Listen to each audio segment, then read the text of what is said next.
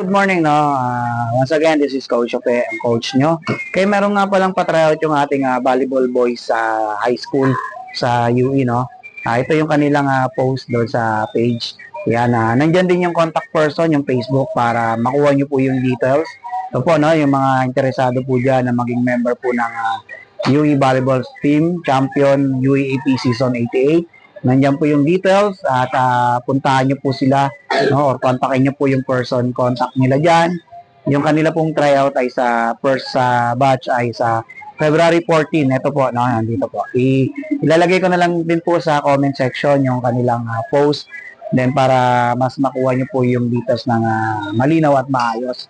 Okay, once again, paki-follow lang din po yung ating Facebook page, ating Facebook account, tsaka paki-like and share na lang po ng mga videos natin para po dun sa mga info about training, about tryouts na yung, para mabigyan natin ng chance yung mga atleta natin dyan na gusto maging member o makapaglaro sa UAT season, UAT competition.